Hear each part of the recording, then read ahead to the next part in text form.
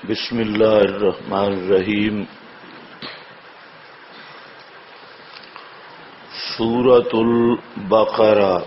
قالوا ادع لنا، کہا انہوں نے تفتیش اول۔ اب ذرا ذہن بھی دیکھو، اتنا حضرت عبداللہ ابن عباس فرماتی ہے صحیح سند کے ساتھ، ابن ابی حاتم ابن جریر فرماتے ہیں کہ اگر یہ لوگ، اللہ نے فرمایا گائے ذبح کرو، کوئی گائے بھی ذبح کر لیتے تو حکم پورا ہو جاتا، لیکن انہوں نے تفتیش شروع کر دی۔ یہ ہے تعمق فی المسائل، تعمق فی المسائل۔ اللہ نے انہی چیزوں سے روکا، لا تسألوا عن اشیاء۔ اللہ نے فرمایا کہ فضولیات میں سوال نہ کرو، چپ کر کے رہو، جو حکم آئے وہ مانو، اپنی طرف سے کام بڑھاؤ نہیں۔ نبی کریم علیہ السلام نے بھی منع کیا۔ آج بھی امت کی اکثریت فضولیات میں پڑ گئی۔ استنجے کی اتنی تحقیق ہے، بھئی سردیوں کا کیسے اور گرمیوں کا کیسے، اور توحید کا بالکل پتہ ہی کوئی نہیں۔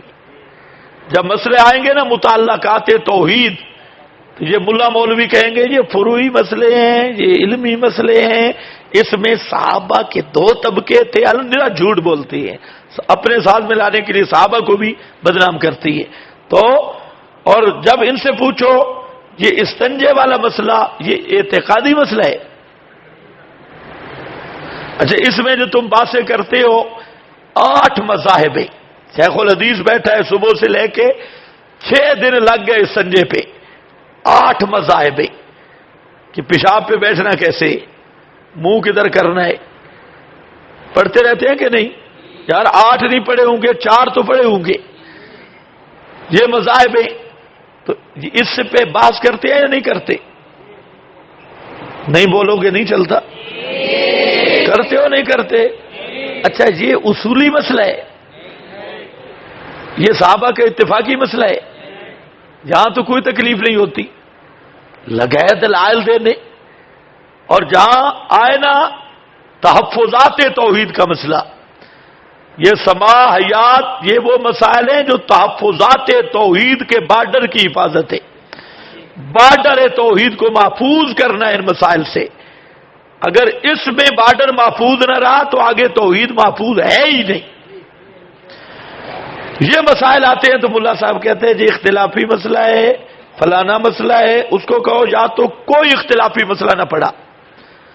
اور ہم جو بیان کرتے ہیں ہم پورے چیلنج سے کہتے ہیں کہ بالکل اجماعی صحابہ تابعین ائمہ اربعہ کا اجماعی مسئلہ ہے، کوئی اختلافی نہیں۔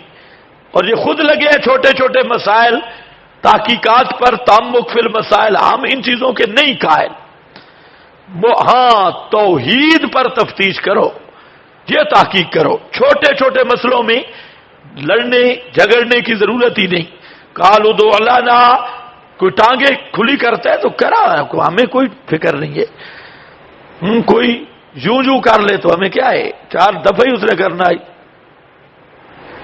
لیکن اس پہ غلو نہ کرے۔ بس اذان ڈبل دے، ترجیح والی دے، بے شک آج دو تو میں کوئی منع نہیں ہے، وہ بھی ثابت ہے، ترجیح والی بے شک دو، تو اقامت بالکل اکیری کہہ دو، لیکن غلو نہیں کرنا، اقامت ہو جائے گی۔ سمجھ رہے ہو یا نہیں سمجھ رہے؟ ہاں بے شک۔ اور جو فروعی مسائل ہیں ان پہ کوئی پکڑ دکڑ نہیں، حنفی نہیں بنتے کوئی مسئلہ نہیں، حنبلی بن جاؤ، حنبلی نہیں شافعی بن جاؤ، ہمارے ہاں انتقال مذہب بھی کوئی مسئلہ نہیں ہے، یہ آپ کے مفتیوں نے بنایا ہوا ہے۔ حنبلی بن کے رہو، شافعی بن کے رہو، مالکی بن کے رہو، ہاں یہ ہے کہ غیر مجلد نہ بنو۔ غیر مجلد کسی مذہب کا نام نہیں ہے، وہ صرف سرقہ چوری ہے، کوئی شیعوں سے، کچھ قادیانیوں سے، کوئی حنفیوں سے، کوئی شافعیوں سے، کوئی مالکیوں سے، کوئی وہ مسروق کا مال مسروق کا السارق کو والسارق کا فاقطعوا ایدیہما، تو وہ مسروق کا مذہب ہے، اس کے قریب نہ جاؤ۔ ہاں صحیح مذاہب پہ بے شک جاؤ، لیکن توحید اور سنت کی حفاظت کرو۔ ہاں بھئی دیکھو، قالوا ادع لنا، پوچھ دے ہمارے لیے اللہ سے، پوچھ کے دے ہم کو ربا کا اپنے رب سے، کیا ادعو پوچھ دے، سل لنا ربا کا یبین لنا بیان کرے، ما ہیا کہ وہ گائے، ما سنھا، ما ہیا کا معنی ما سنھا اس کی عمر کتنی ہو، بوڑھی ہو، سال کی ہو، 2 سال کی، بوڑھی ہو، جوان ہو، اس کی عمر کتنی ہو۔ اب سوال دیکھو، اور تم بندے کے پترو گائے ذبح کرو، آگے جی کس عمر کی ہو، یہ ہے تعمق فی المسائل۔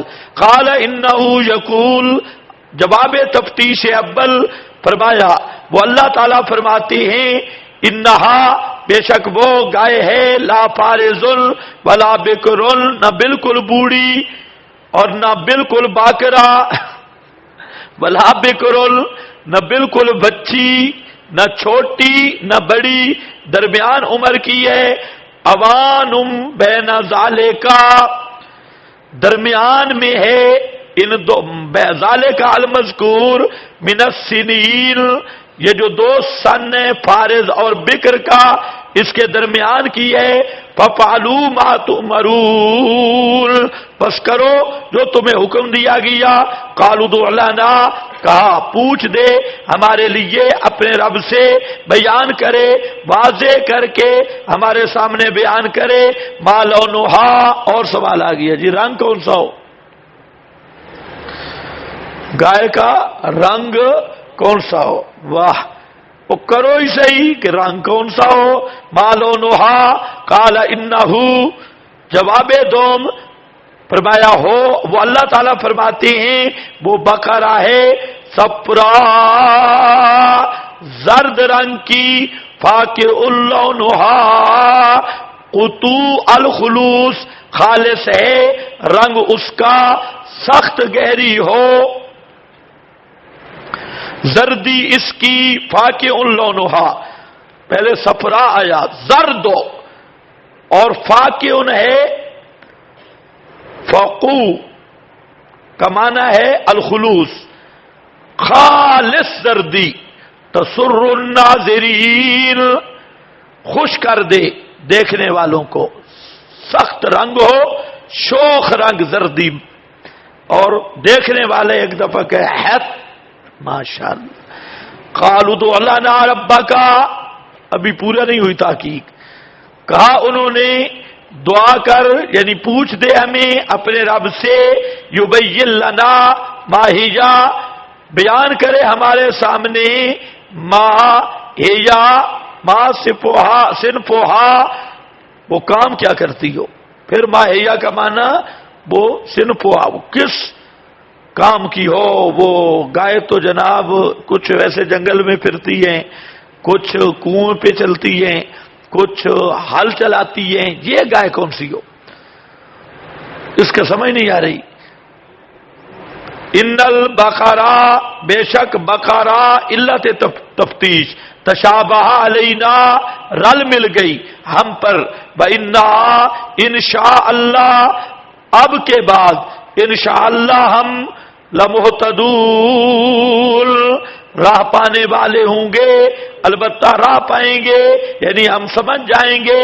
قال انہ یقول، جواب تفتیش سوم، تیسری تفتیش کا جواب، اللہ فرماتے ہیں انہا بقرۃ، بے شک وہ گائے ہے، لا ذلول، وہ ذلول نہیں، ذلول یعنی عمل میں کام میں لگائی ہوئی، تثیر الارض، یہ صفت ہے ذلول کی جو چیرے زمین کو، ولا تسکی، اور نہیں ہے پلانے والی، الحرثا، کھیتی کو، مسلمۃ، بریۃ من العجوب، از معلم التنزیل، وہ بری ہے عجوب سے، لا شیۃ فیہا، اس میں کوئی دبا نہیں، لا شیۃ فیہا، اس میں کوئی داغ دبا نہیں ہے۔ قالوا،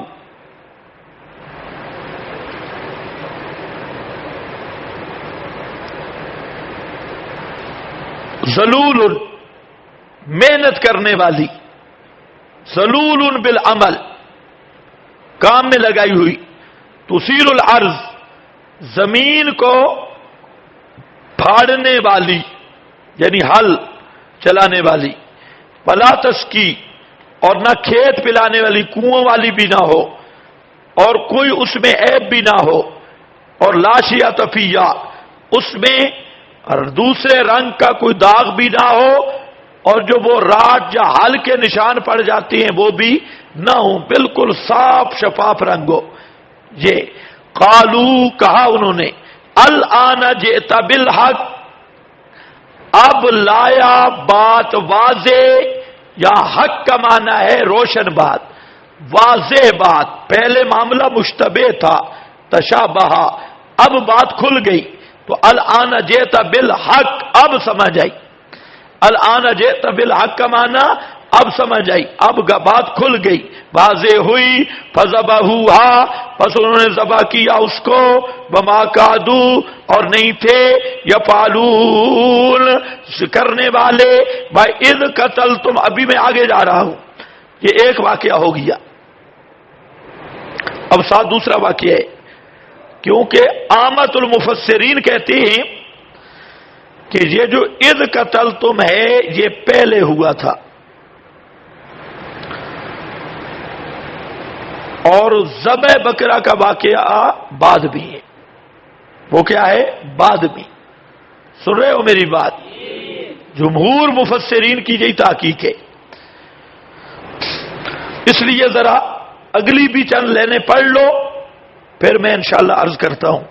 بَإِذْ قَتَلْتُمْ، یہ خباثت ثالثہ ہے، تیسری خباثت، اور جب قتل کیا تھا تم نے ایک جان کو، فَدَّارَاتُمْ تَدَارَاتُمْ، ایک دوسرے پہ ڈال رہے تھے، فَدَّارَاتُمْ تَدَارَاتُمْ، اپنی اپنی بریت کے لیے ایک دوسرے پہ ڈال رہے تھے، فیہا، اس میں، واللہ مخرج، اور اللہ نکالنے والا ہے، ما کنتم تکتمون، وہ جو تھے تم چھپاتے، فقلنا، پس کہا ہم نے، اضربوہ، مارو اس کو، بے بازہا، اس کے ساتھ باز کے، کذالک یحیی اللہ الموتی، اسی طرح زندہ کرے گا اللہ زندوں کو،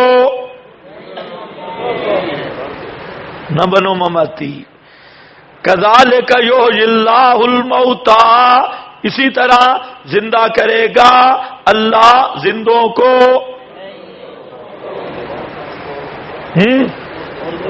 اونچے بولو، صوفی صوفی ذرا اونچے بولو۔ یحیی اللہ الموتی کا کیا معنی؟ زندہ کرے گا کس کو؟ سوچ لو، قیامت تک الموتا الموتا ہوں گے یا الاحیاء؟ الموتا دفن کیے تھے، الموتا رہیں گے، الموتا، اور جب ہوں گے الاحیاء پھر قبروں میں نہیں رہیں گے، پھر قبروں سے آ جائیں گے، اس لیے قبریں ہیں مدفن الموتا نہ مدفن الاحیاء۔ خیر، آؤ اب ذرا بات سمجھو، جمہور مفسرین کی تفسیر یہ ہے کہ ایک بزرگ تھا عامیل، اس کا نام تھا، یہ لابلد تھا، اس کی بیٹی تھی، اور اس کے لابلد کا معنی ہے کہ اولاد نرینہ نہیں تھی، پھر کوئی پرچینہ لکھ دے، بات پوری سمجھی کرو، لابلد یعنی نرینہ اولاد نہیں تھی، ایک بیٹی تھی، تو بھتیجا اس نے دیکھا بھئی کزن بھی ہے اور مال بھی بڑا ہے اور لڑکی بھی بڑی خوبصورت ہے، ساری شرطیں جمع ہیں، اس نے چچا کو قتل کر دیا، قتل کر کے صوفیوں کے محلے ڈال دیا رات کے وقت۔ صبح اس نے شور مچایا، او ہو میرا چاچا جی قتل ہو گئے، اور محلے والوں کے ذمہ لگایا، کیس ہو گیا۔ القصہ حضرت موسیٰ کے سامنے مقتول مجہول کہ قاتل معلوم کرنے کی بات تھی۔ اللہ تعالیٰ نے ان کو حکم دیا کہ گائے ذبح کرو، اور گائے کے گوشت کا حصہ مقتول کو لگاؤ، مقتول زندہ ہو جائے گا۔ یہ گائے تلاش کرتے رہے، بعض روایات میں 40 سال لگ گیا، مقتول پڑا رہا۔ اخیر میں جنگل میں گئے، بہرحال کافی عرصہ یہ گائے تلاش کرتے رہے۔ وہاں ایک آدمی تھا بارم بے امہ ہی، بڑا نیک تھا، تو اس کے سے وہ گائے مل گئی۔ اس کی قیمت طے ہوئی کہ چمڑا جتنا ہے، اس میں جتنا سونا آئے گا پورے چمڑے میں، گوشت کی جگہ پہ وہ سونا دیں گے۔ وہ گائے خریدی گئی، گائے ذبح کی گئی، اس کی دم یا زبان یا گوشت کا کوئی حصہ مقتول کے بدن کے ساتھ لگایا گیا۔ مقتول اٹھ بیٹھا اور اس نے بتایا بھئی میرا قاتل تو یہ ہے، اور پھر مر گیا۔ یہ واقعے کتنے ہیں؟ 2۔ پہلے قتل نفس پیش آیا اور پھر ذبح بقرہ کا حکم ہوا، یامرکم۔ عامت المفسرین یہی معنی کرتی ہے، اور پھر کہتے ہیں یہ جو ہے اضربو ہو بے بازہا، مارو اس مردے کو بے بازہا، اس بقرہ کے ساتھ، گائے کے ساتھ، اس کا ٹچ کرو، کرنٹ لگاؤ گائے کے ساتھ تو وہ زندہ ہو جائے گا۔ حضرت مولانا حسین علی رحمت اللہ علیہ وہ فرماتی ہیں کہ نہیں، جہاں واقعے 2 ہیں، ذبح بکرا کا واقعہ الگ ہے، قتل نفس کا واقعہ الگ ہے، یہ 2 الگ الگ واقعے۔ قتل نفس کا واقعہ جدا ہے، ذبح بکرا کا واقعہ جدا ہے، الگ الگ واقعات ہیں۔ اس پر مولانا عبدالشکور ترمذی صاحب نے اعتراض کیا اور کہا دیکھو جی، یہاں پر بھی جمہور مفسرین کی مخالفت ہو گئی، جمہور مفسرین، اللہ جانے ان کے ہاں جمہور اللہ کا نام ہے یا رسول کا نام ہے۔ اگر آپ امداد الاحکام پڑھیں، مولانا ظفر احمد صاحب عثمانی کی کتاب، حضرت تھانوی کی زیر نگرانی، اور آپ کو ایک مزے کی بات بتاؤں، 2 آدمیوں نے اس کتاب کو لکھا، ایک مولانا ظفر احمد عثمانی اور دوسرے ہیں مفتی عبدالشکور ترمذی کے والد صاحب۔ اس نے 2 اور حضرت تھانوی کی نگرانی میں، اس میں ایک مستقل بات ہے کہ جمہور کوئی حجت نہیں ہے، مستقل بات کی کہ جمہور کی بات کوئی حجت نہیں، اور یہ کوئی ضابطہ نہیں کہ جمہور جو کہیں وہی بات ہوگی، یہ اس پر بڑی بحث کی زبردست، اور صحابہ سے حوالے لایا۔ اس نے کہا اکیلا ابو بکر صدیق مانعین زکوٰۃ کے ساتھ قتال کے لیے تیار ہوا، اور جمہور صحابہ مخالفت کر رہے تھے، لیکن بعد میں جمہور کی رائے غلط ثابت ہو گئی اور اکیلے ابو بکر کی رائے درست ثابت ہو گئی۔ کچھ سمجھ گئے ہو میری بات؟ اسی طرح اور مسئلہ ہے حضرت امام اعظم امام ابو حنیفہ کئی مسائل ہیں، 50 سے بھی زیادہ مسائل ہیں کہ جمہور ایک طرف ہے اور امام اعظم ایک طرف ہے. جہاں پر بھی امام صاحب پہ اعتراض کرو گے کہ امام صاحب نے جمہور کا مسئلہ نہیں مانا. سن رہے ہو میری بات یا نہیں؟ جمہور کی مخالفت کی تو ان لوگوں کا دماغی توازن بھی ٹھیک نہیں. تو عبد الشکور ترمذی تو اعتراض کر، کوئی عربی قواعد کی خلاف ورزی ہوئی یا کسی آیت کے خلاف جو تفسیر گئی جو حضرت نے کی، یا روایت کے خلاف گئی، یا اور کوئی ضابطے کے خلاف ہے، پھر تو اعتراض کر خدا کے بندے. یہ کون سی بات ہے جمہور نے جو کہا؟ جو یہ آگے آ رہا ہے جمہور کا، میں بتاتا ہوں. تو یہ اس نے اعتراض کیا. اب ذرا سمجھنا ہے، مولانا فرماتی ہیں کہ اس کی بہت ساری وجوہات تھی کہ یہ دونوں واقعے الگ ہیں. پہلی بات تو یہ ہے کہ آپ نظم قرآنی کو دیکھیں، از کے ساتھ مستقل واقعہ قرآن بیان کر رہا ہے. پیچھے جتنے از آئے، ہر از کے بعد ایک مستقل واقعہ ہے. ایک بات. دوسری بات یہ ہے، اگر عامت المفسرین کی رائے کو لیا جائے تو نظم قرآنی میں تغیر تبدل کرنا ہوگا.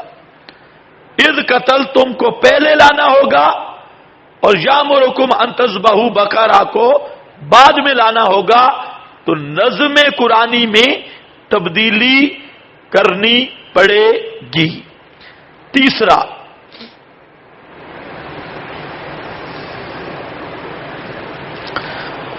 جو سب سے بڑا حضرت نے وجہ بنائی، شرکیہ مذہب کی تائید ہوگی.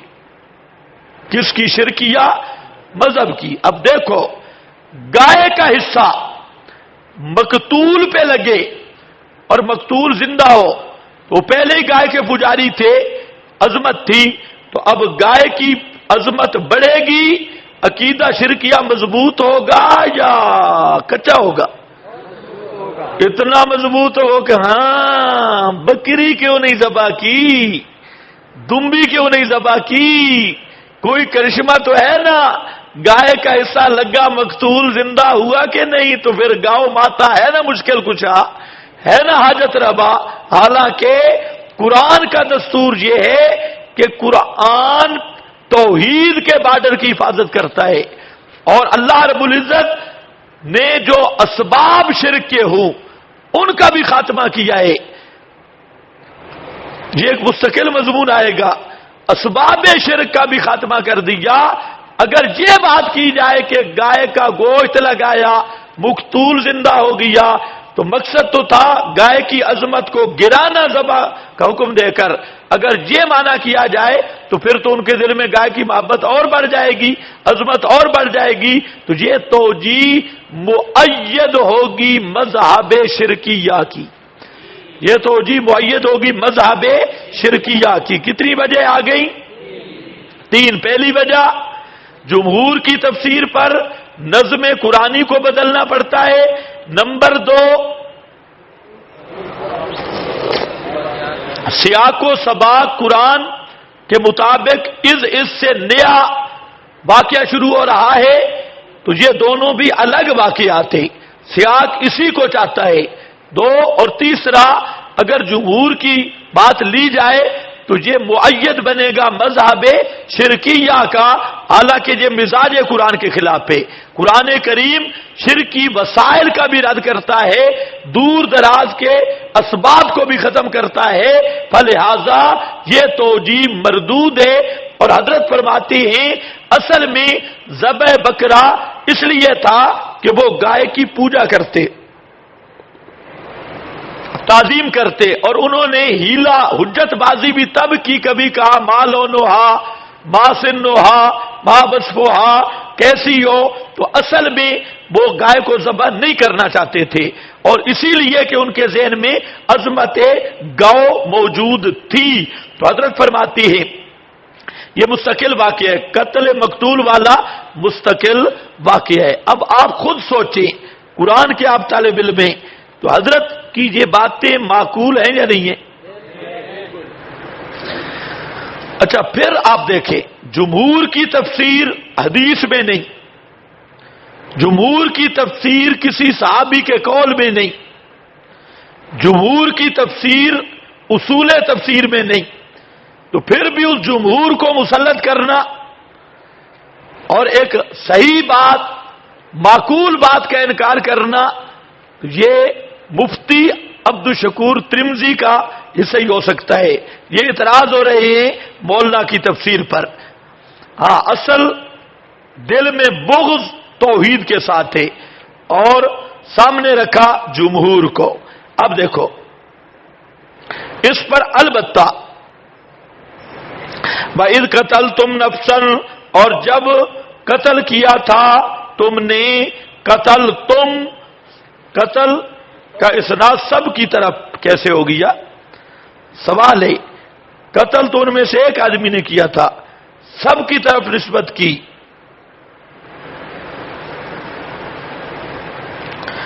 جواب، یہ محاورہ قرآنی اور محاورہ بلاغت کے مطابق ہے کہ اسناد الامر الی الجمیع، مراد بعض ہوتی ہے۔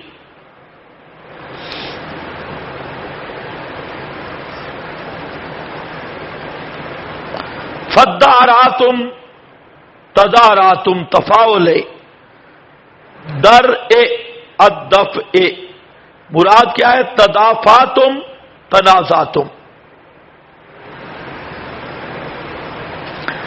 ایک دوسرے پہ ڈالنا۔